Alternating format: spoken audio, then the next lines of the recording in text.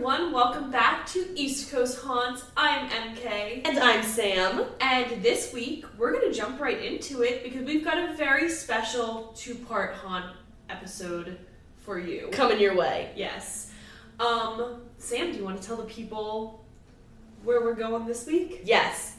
Well, right now we are going to the Jim Thorpe Inn. Or is it called the Inn at Jim Thorpe? I think it's the Inn at Jim Thorpe. Alright, well we're heading to the Inn at Jim Thorpe, which is, of course, in Jim Thorpe, Pennsylvania. And we're going to go there right now and discuss the history and the haunts, and then we're going to physically visit tomorrow. Yeah, we're super excited. Yeah, it's going to be really fun. I am pumped to visit Jim Thorpe. I think they've got like the cutest little architecture. Oh, yeah. And I'm going to tell you a little bit about the town. I found it extremely interesting. I don't know anything about it, so I'm very excited to hear. Well, let me enlighten you. Alright, let's go. Let's do it. Okay, so like Sam said, the Inn at Jim Thorpe is in Jim Thorpe, Pennsylvania. It's in Carbon County, which most people would know because of its proximity to the Poconos Mountains. Right. So that's in like northeastern Pennsylvania. It's sort of near Allentown, if you know yeah. where that is. I really only know Allentown because of the Billy Joel song. Oh, I don't even know the Billy Joel Here in Allentown. Ooh. You know, anyway. It's about 30 miles outside of that. Okay. And some of its nicknames are Little Switzerland. I love that. And the Gateway to the Poconos. Ooh. Which I'm like, that's so mysterious. Like, I love those two nicknames. I yeah, love right? there, just by I those know, me nicknames too. alone. Well, Jim Thorpe used to have like a little bit of a less catchy name. Okay. It used to be called Ma Chunk. Mauchunk. And it was originally founded in 1818. Okay. That's when they kind of like put it on the map, but Okay. obviously there were Native American tribes living there beforehand. Of course. So, yeah. But Mauchunk is derived from the two words Mosh-unk, which means bare place, and that's a term taken from the Munsee Lenape tribe of Delaware. Okay. It could reference Bear Mountain, which is a mountain nearby, and Yeah. supposedly the profile used to resemble a sleeping bear, Oh, that's actually pretty cool. which is pretty neat, right? But not anymore because it's been mined for over 2 centuries, so they Okay. kind of like broke it down a little bit. The Lehigh Coal and Navigation Company was kind of like the first settlers to move into the Okay. area, and it was a guy named Josiah White and 2 partners. Josiah. Which I'm like, if you're gonna found a town, you better have have a name. named Josiah. Yeah, exactly. Precisely. So they kind of deemed Jim Thorpe or Mauchunk as the perfect place to settle down because there was a coal mining area nearby. Okay. So nearby there were anthracite coal mines, and what's important about anthracite is that it's rarer than all other kinds of coal. Oh, I didn't So- even know there were multiple types of coal, if I'm being honest. This is the one geology class I took in college. Okay. Good, put it into perfect. play. So anthracite is the most highly metamorphosed form of Oh. coal. Okay. So it's the one that's been under like compaction and heat the longest. Okay. Right? So it has little to no impurities. It has the highest carbon content of any kind of coal, and it has the highest energy density. Ooh. So when you burn this kind of coal, you get the most bang for your buck. Okay, that makes sense. It's kind of like premium gas. That's actually a very good way to... Now I feel like I kind of understand it more. Exactly, right? It also was at the bottom of a slope called Summit Hill, Okay. and they found that this was the perfect place to build a gravity railroad. Gravity Railroad. Yes. So thankfully, we're planning on doing a scenic railway tour, and thankfully this is no longer a gravity railroad, because when you hear what this is, you're literally... I was like, oh my god, how did people ever travel? Like, it Okay. was mostly for the coal, but people did travel by Gravity it too. Railroad. It literally was just a train that they took the brakes off and let it roll down the hill, and like kind of... And they equipped it with brakes, but Okay, most of no. the time it didn't have like an engine. No. No. No. That's what I said. I was like, I don't think I would feel like I would rather walk. super safe. I'll Yeah. walk. No, I'm good. Yeah. Gravity Railroad. That's And so then funny. in order to get it back to the top of the slope, it would either be pulled by animals like mules or donkeys, or they would have like eventually they had like locomotors equipped to them. Little muley or coley. Little coley, bringing it back. It also was located right near the Lehigh Canal, which was perfect because it allowed for shipment of coal down the Delaware River. All right, nice. And they would get it down there again by train. Nicely situated. That train is a little exactly. sus, though. I know. The town of Mauchunk, or Jim Thorpe, is home to a couple of like historic figures, a couple of historic events. Okay. One thing that people might recognize the name from was in 1876 at the old jail. There were that hanging of 4 men found guilty of murder, and it was called the hanging of the Molly Maguires. Why the Molly Maguires? Did they kill Molly Maguire? No, the Molly Maguires were like an Irish resistance group. Oh. They were also known as Peep o' the Day boys. People of the day? Peep o' the Day. Top of the day? Top of the morning? Day, yeah. The last time I was in Jim Thorpe, we ate at a pub called Molly Maguire, so I guess that's the reference. They have a restaurant named after them. Exactly. Goals. They're like famous. And we were planning on visiting the old jail museum, but it's closed. Now a museum, and it is closed. Dang it! Yeah, that would have been really cool. I know. I would have loved to see that. So now let's get into the reason why it is named Jim Thorpe. Yes. So for those of you who don't know, Jim Thorpe was a renowned Olympic athlete of Native American descent, and that's kind of like wrapping up all his accomplishments into like one neat, tidy little package because this guy was ridiculously accomplished. I mean, he's known as one of the best football players in the first half of the 20th century, if not the best. Wow. And as I was researching, I found it referred to as gridiron football. Okay. Which is just American football. Gridiron. Gridiron. I don't think I've never heard that term before, but I guess that's how you distinguish it from European football, which is like what we call soccer. Right. Yeah. I don't know. So I just thought that was kind of interesting. He had Olympic medals in the decathlon and the pentathlon, which are so impressive. I'm going to read you a little bit about what those are. Yeah, I was gonna say pentathlon. I don't know if I'm familiar with that one. Hold on.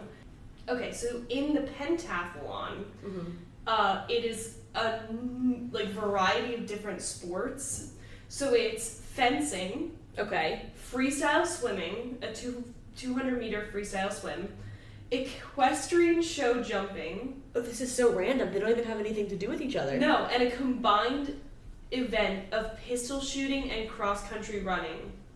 A combined event? Yes, they're just firing off pistols, I guess, as they run. That's insane. Well, if you think that's insane, here's the decathlon. Oh no. Which is, this one is actually more related events because it's all track and field events. But listen to what Jim Thorpe had to excel in to win this event. Okay.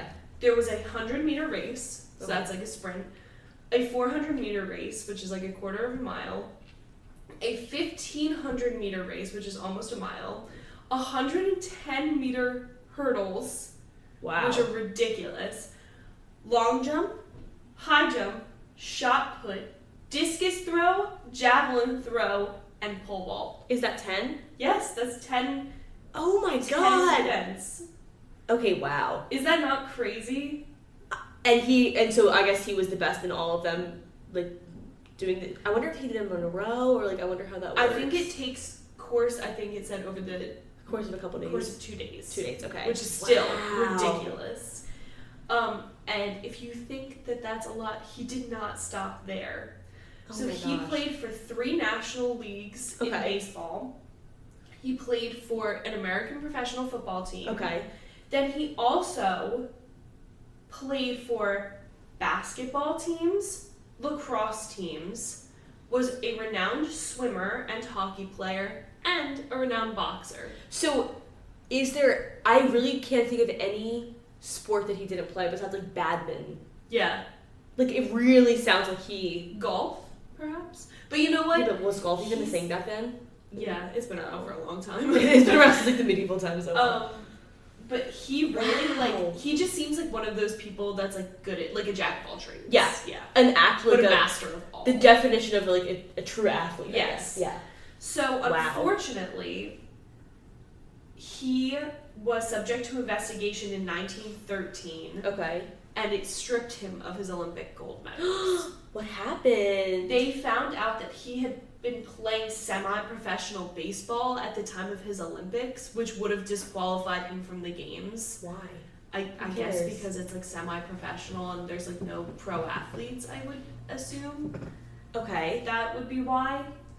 But thankfully, in 2022, he was reinstated as sole winner of the Olympic Games of that year, and his medals were returned. Why did it take them like over 100 years to decide that? I have no idea, but in 1983, which is 30 years after his death, they kind of conceded and they were like, okay, we'll name him as co-winner. So him and whoever got the silver medal were like co-winners. I mean, I could see them taking away the title if he had been on like steroids or something. Yeah, exactly. But I mean, because he was playing baseball at the same time, which like baseball has nothing to do with any of the events that I just read. Yeah, and also like we gotta make a living somehow, right? It seems to me like a classic case of bias. Yeah. Yeah. So Ridiculous. Stupid, but at least it was righted, and now he has his rightful title back. Exactly. So Jim Thorpe died in 1953. Okay. And he died in California. And he, at the time, was married to his third wife, Patricia. And they agreed that he was supposed to be memorialized in Shawnee, Oklahoma, in Athletic Park. Okay. He was an Oklahoma native, and Shawnee, Oklahoma agreed to ship his body, son, and Patricia all to the park for the, groundbreaking of the memorial, right? Okay. This became delayed because the $100,000 needed for the memorial had not been raised yet. Oh. So Patricia's starting to get a little antsy. She's like, I don't know if this is actually going to happen. Yeah. I don't know what they're trying to do here.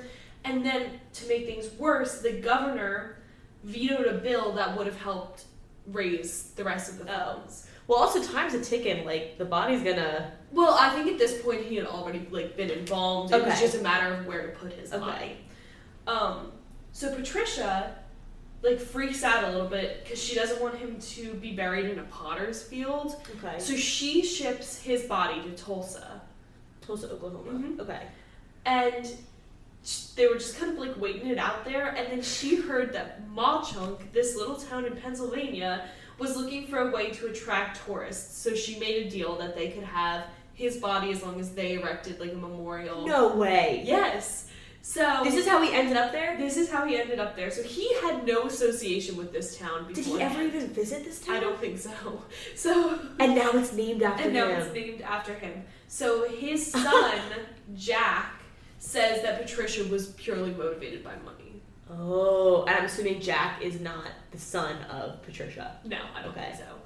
And this kind of makes sense because unfortunately, after his fame had started to decline a little bit, Jim Thorpe was an alcoholic. Oh, that's sad. sad. So he kind of depleted a lot of his funds. Okay. So I guess Patricia was looking for a way to get out of that rebuild hole. Those funds. So they renamed the town in honor of Jim Thorpe, and they erected a monument. So it's his tomb, 2 statues of him competing in the Olympic events, a historic marker that gives all the important dates and his whole life story. Wow. And this is the coolest part, I think. It rests on native Oklahoma soil and soil taken from the Olympic Stadium that he won his 2 events in. Oh. Okay, so they imported soil, I guess? Yeah, from the stadium. You know what? Even if it was motivated by money, I mean, it's kind of cool that he now has an entire town named after him. And he got a proper memorial. Yes. This guy, if you're an athletic type, this guy really is a good role model to have. Oh my god, yeah. He's really he was out there doing the damn thing. Wow. I'm thoroughly really impressed cool. by Jim Thorpe. Yeah, that he has I can't believe I never really thought about why the town was called Jim Thorpe. No, me either. I was just like, oh, and that's a funny name. Interesting. Yeah. It's a better name than Mauchunk. So then in 2010, the same son, Jack, sued Jim Thorpe, the town for his father's remains, and he sued them under the Native American Graves and Protection and Reparation Act. Okay. it was denied, but Jack died before he could respond to the verdict. It's kind of sad. I know it was, but he lived a long life. He died at 73 of old age. Okay. So then a bunch of bills were passed and acts, and it assured that Jim Thorpe, Pennsylvania, would be the rightful owner. I get not owner, but holder the rightful, of the body or yes, whatever. Okay. The rightful final resting place okay. of Jim Thorpe, as long as, and this is how they didn't violate the act, the Native American Graves Protection and Reparation Act, they don't make any money off of the grave at all. So they can't charge any money to see the grave. Okay, yeah. It's just just selling there. Have vendors there. Exactly. So well, yeah, I mean, that'd be kind of profit weird if they were making people pay to see the grave. That'd be kind of messed it up. would be weird. So yeah. So anyway, that is the story of how it became known as Jim Thorpe. Can you imagine if Jack had won that lawsuit and taken Jim Thorpe's body, and then the place would have been called Jim Thorpe for no reason, and it would just be called so Jim weird. Thorpe? That'd be funny. Yeah. Anyway, I mean, super interesting town history. Yeah, right? So now let's get into the history of the Inn at Jim Thorpe. Yes. I just have a very brief history. It was built in 1833 by Cornelius Connor. Okay. And it was called the White Swan Hotel. So that's about, 15 or so years after the town was officially founded? Right, yeah. So it's been there since the beginning. Yeah, and this is right when business is kind of starting to boom because of the everyone's coal moving business. over there. Exactly. It was kind of like the gold rush, but for coal. Right. And they wanted to accommodate all the visitors, so it was one of a bunch of really big and fancy hotels in the town. In 1949, Jim Thorpe had its own version of the Great Fire. Okay. And they call it the Great Fire. And it burnt down a lot of historic buildings. Oh. I know, which I guess at the time weren't that historic. Yeah. Yeah, right. But then they rebuilt the White Swan Hotel and rebranded it as the New American Hotel. Okay. And this was the resting place, not resting, what do you call it, the staying place. A lot of famous people stayed Okay, here. it was the hotel to go to. Yes, it was successful the people. hot spot. Right. Yeah. The resting place. Generally, well, they were resting. They were resting. General Ulysses S. Grant. Oh, okay. President William H. Taft. Is this where he got stuck in that bathtub? Or is this What? not him? Remember, who's that president that got stuck in the bathtub? It makes sense that it would. I think it was Taft. That's the only thing I know about him. Buffalo Bill. Who is from Silence of the Lambs. No, actually, the entire football team stayed here. The Buffalo Bills. Bruh! No, You literally got me for a second there. I know, If I I hadn't did. seen your facial expression, I would have believed you. No, Buffalo Bill was a rider for the Pony Express, and he was one of the youngest people to ever do it. Equestrian king. He slayed. Thomas Edison stayed here as well. Okay. Who I have a grudge against. I really don't like Thomas Edison. Oh. He freaks me out. What you got against Tommy Ed? He did. Have you ever heard of the story of how he electrocuted the elephant Topsy? No. Basically, he was I think it was his whole rivalry with Tesla. Okay. And he was trying to prove the power, either the power of his current or the dangers of Teslas. Okay. And So he had electrocuted. Why did he electrocute something else? I guess because he wanted to show it was big. well, no, because one of I think it was the Coney Island Zoo or something, had to euthanize an elephant because it had attacked a visitor after the visitor had fed it a cigarette butt. Ew! Which I'm really? Yeah. Smoking kills. It does. And so Edison was well, why don't you just let me electrocute it? But this poor elephant was so. Yeah, but isn't euthanizing supposed to be not painful? Yeah, and they have videos of it online. It's Ew. crazy. Okay, Thomas. I don't know. Thomas Edison pisses Sus. me off. I don't like him. And also John D. Rockefeller. Okay. Stayed here.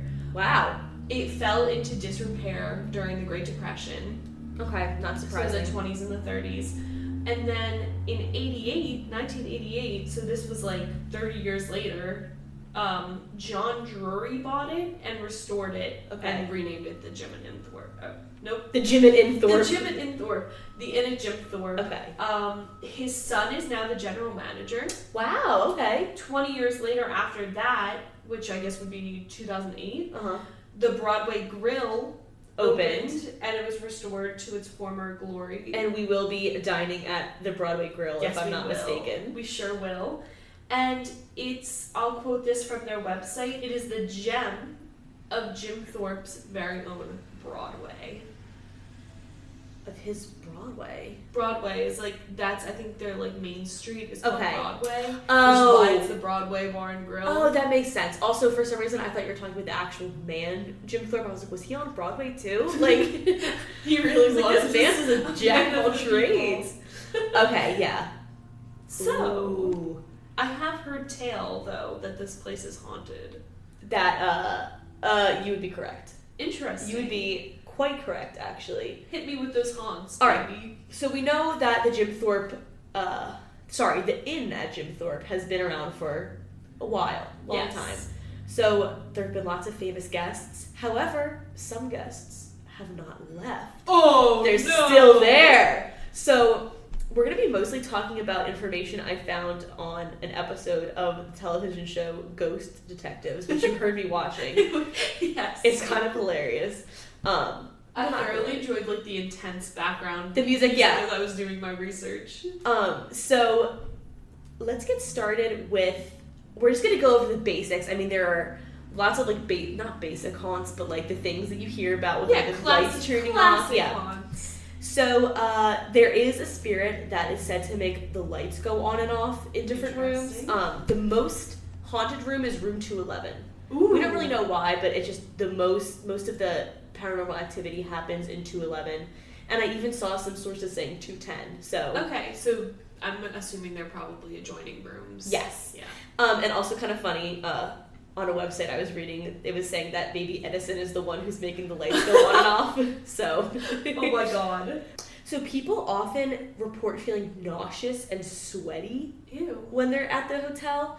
And I actually have a very interesting comment from that Ghost Detectives YouTube video Okay. by a woman named Angela. She commented this 9 years ago. She said, "My husband and I stayed at the inn at Jim Thorpe for our honeymoon about 12 years ago." That's kind of a cool yeah, place to I know. honeymoon. It's kind of fun, right? I've been scoping out this town. I am so excited. Oh yeah, there's so much to do. It's a small town, like I said, little Switzerland, but there's so much to do. No, we're gonna have a great time, and we're gonna tell you guys all about it next Yeah, episode. it won't even be just the haunts in our next episode. We're gonna be telling you guys We're gonna give you the about our full food. review. Yes. We're going to a Harry Potter themed cafe. Yeah, we are. So anyway, so Angela said, "We knew nothing of the history of the inn before we stayed there. Weird stuff kept happening in our room. The lights over the tub kept dimming during the night," which Ooh. Thomas Edison, is that you? That's a little pervy. I know. The He was. tub. I know. Well, we know he wasn't a very good person if he was electrocuting elephants out here. Nah, Thomas Edison is not. I don't, He I ain't don't fuck it. with him. So then Angela also said, "We'd get up and turn them all the way up and then fall asleep, only to wake up and find that the room was almost pitch dark. The reason we left the lights on bright was because the place just felt odd. Okay. We I both get felt that. lethargic, especially during the day when we were in the room. And we could not wake up, even with the clock tower clanging away right outside of our room. As soon as we walked out of the hotel, we would feel lifted. After being there a day or two, we would walk up the stairs and notice a plaque on the wall that talked about the fire that burned the place down. Again, we had no prior knowledge of any haunting. That place gave us the creeps for sure." Interesting. So yeah, it sounds like her honeymoon was a little bit affected by the energy of this inn. Yeah. Right? You know what? The one time that I think that I would like to stay in a hotel not affected by paranormal Yes. energy is probably my honeymoon. Yeah, that would be So, a good. Yeah. Sorry, Angela. Imagine being in the Maldives and you're being haunted.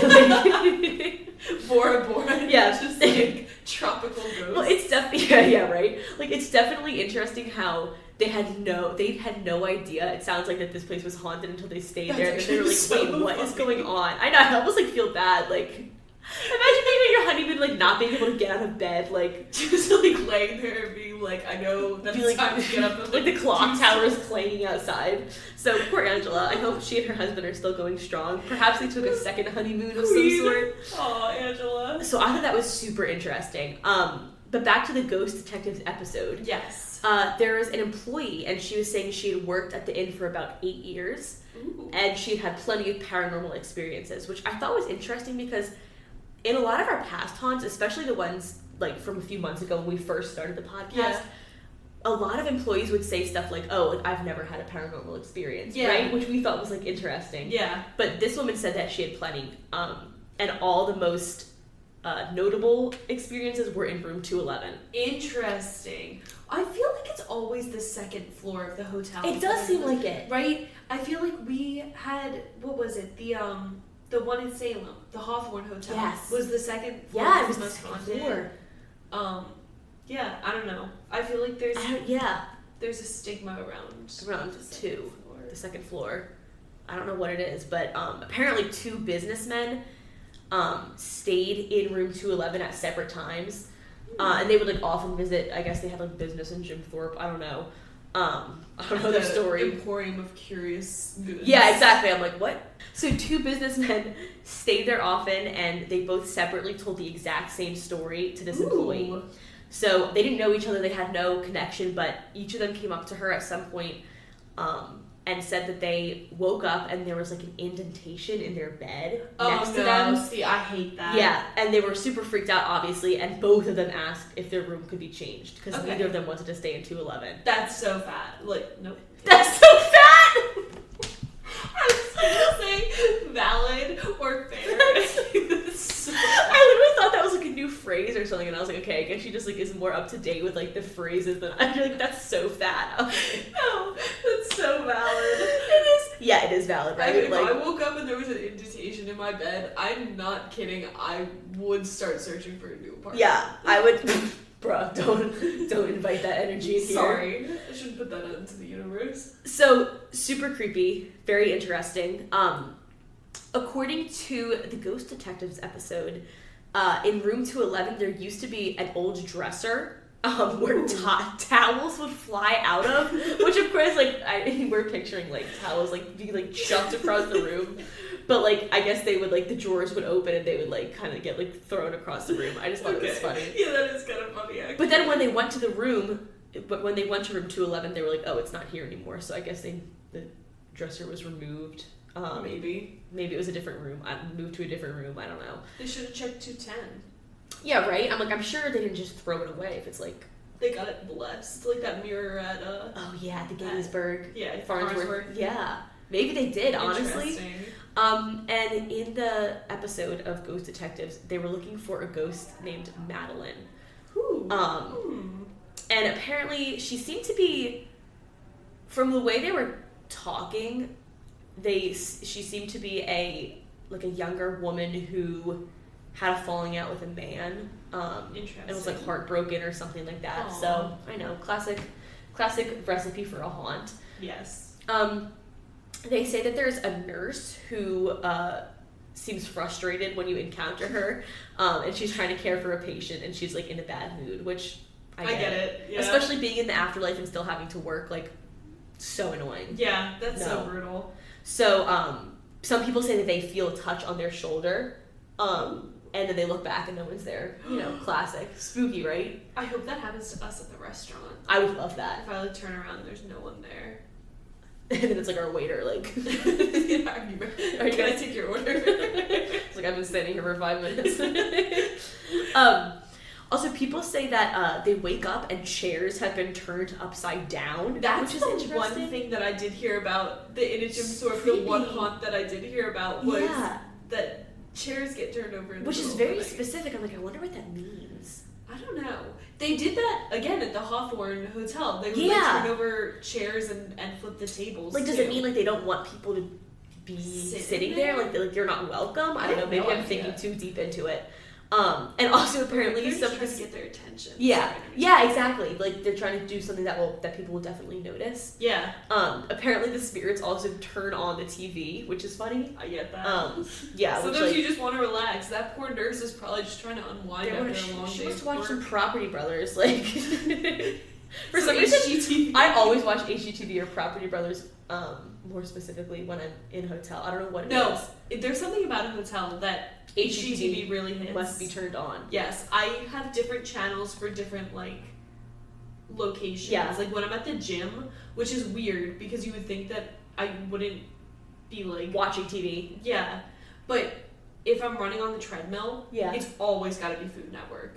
It's Ooh, always Food yeah. Network or college basketball. Okay. Because I like to Yeah. run and pretend that I'm like running on the court with them. Be like, oh, I love that! You're one with the Villanova basketball players. know.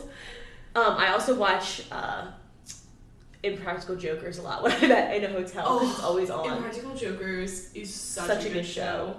I haven't watched it since. I mean, is it even still on? Yeah, it's still on. Oh, but I love that show. Joe left now, so it's only the It's three only of the them. three. It's like not the same. So the reruns. I like stalk their Instagrams. No, me too. sometimes. I follow them on TikTok.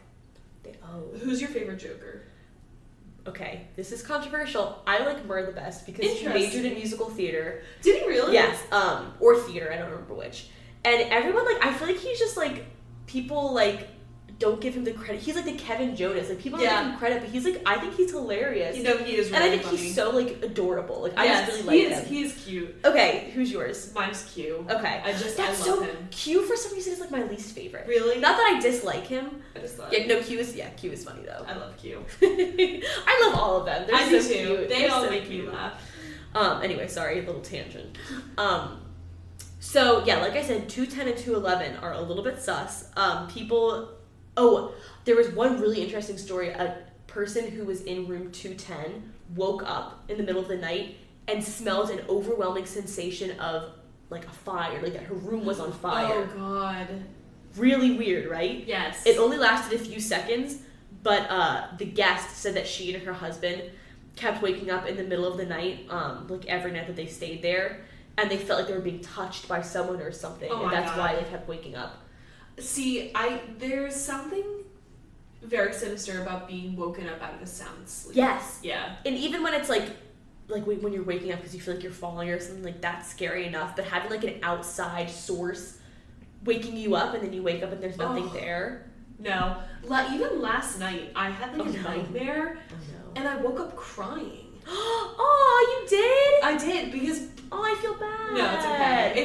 It's not a big deal, but like... And then I was like very disconcerted, and it like took me a while to get back to sleep. You're like, okay, like I'm... Yeah, because you have to like, remember where you are. In my bedroom. Everything's good. Fine. Like whatever. What happened in the nightmare? Do you remember? Yeah, I do. Do you want to share with the audience? No, not really. Let's not. We'll save this for later. Yeah, like that's scary. That's really freaky, and especially being in a place where people say like they're nauseous and they feel lethargic, like and they like can't get out of bed, and waking up and it's smelling like a fire. That's so scary. That's terrifying. If I woke up and I thought my house was on fire, I actually don't know what I would do. Maybe go out the window. Yeah, but imagine what if they were on like the top floor, right? Oh, and then you can take the stairwell. But I don't know. That's just like really scary. Very scary. So this place is quite. I mean, there's not a ton of like very specific haunts. Like Thomas Edison was definitely in this room at this time, but like there's a lot of goings-ons. Some spooky activity for sure. Yes. But you can be sure about one thing, is that we're going to get to the bottom of it. Oh, absolutely. During our dinner. As we eat our fried green beans. And our, what was the other thing? Oh, the short rib grilled cheese. The short rib grilled cheese looks really good. And I will be having myself a white chocolate strawberry martini. Oh my god, the drinks look so good. They look amazing. So anyway, this has kind of turned into like a History Haunts culinary podcast. Yes, if you've noticed. But...